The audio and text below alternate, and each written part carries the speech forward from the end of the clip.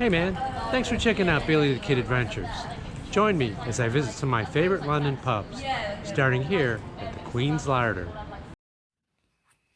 The Queen's Larder is named after Queen Charlotte, wife of the Mad King George III, who was receiving treatment nearby for his mental illness.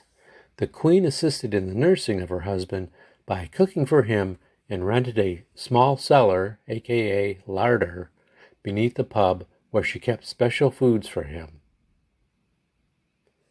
Nearby the pub is a statue of Queen Charlotte in the adjacent Queen Square Park. Dating back to 1710, the cozy Queen's Larder pub features dark wood paneling along with some interesting old posters. The beer selection includes a number of fine ales on tap, including a newfound favorite, Timothy Taylor's Landlord Pale Ale.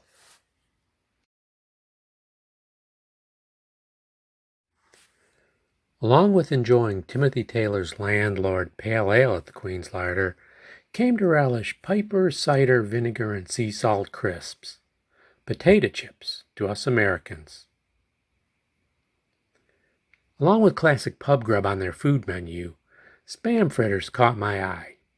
I learned spam fritters was a popular dish in England during World War II, being cheap, easy to make, and providing a lot of calories when food was scarce, and later became a staple evening meal.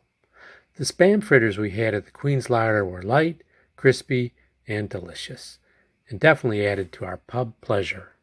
And another of my favorite pubs in London is the Friend at Hand, conveniently located right down the street from the President Hotel, the place where the Beatles stayed when they first moved to London.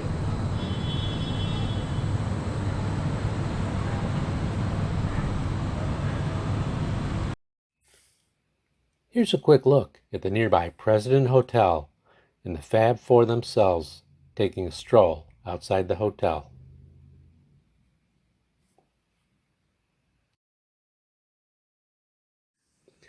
Established in 1797, the Friend at Hand pub is named after a St. Bernard rescue dog and was frequented by poet and playwright T.S. Eliot, who wrote about Friend at Hand pub in his book of poems, Old Possum's Book of Practical Cats, which ultimately inspired Andrew Lloyd Webber to create the smash musical Cats.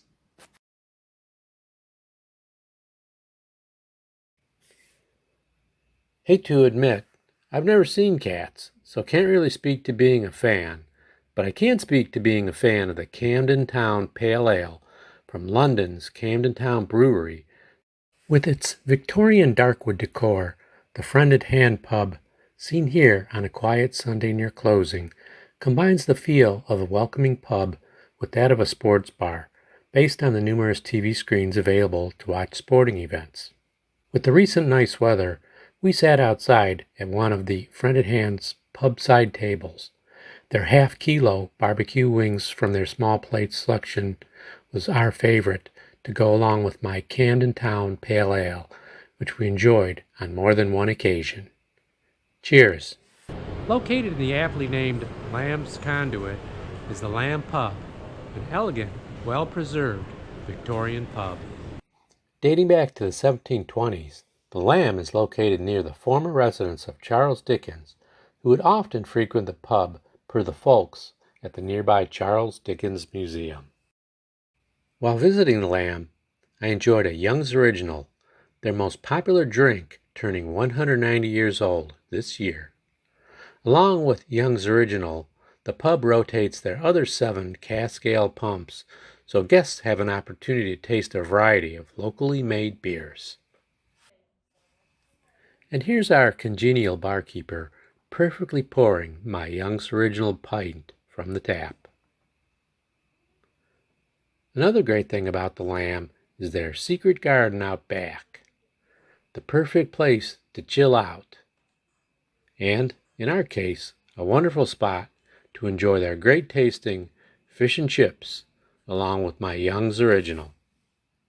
A friendly corner pub I liked a lot was the Royal Oak, the lone London outlet of the popular Sussex Brewers.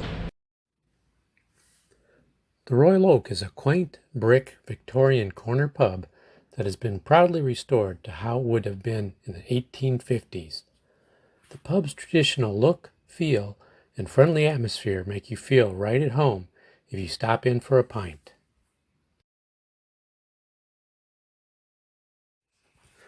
The most popular beer at the Royal Oak by far is the Sussex Best, which has a cult-like status in the county of Sussex, where it is brewed at the fabled Harvey's Brewery in East Sussex, England. It's no coincidence the Sussex Best was an award winner at the Great British Beer Festival more than once, as I can attest.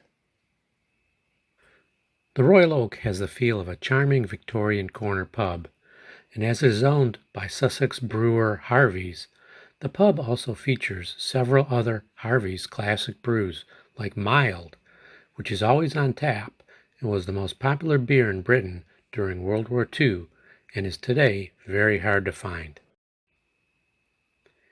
In addition to the great beer, the fish and chips we had at the Royal Oak was very excellent and quite tasty.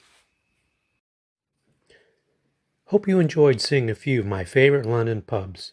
To learn more about pubs, here's a couple books I really like. The well-written and superbly photographed London's Best Pubs features a few of the pubs in my video, while The Joy of Pubs will keep you very entertained.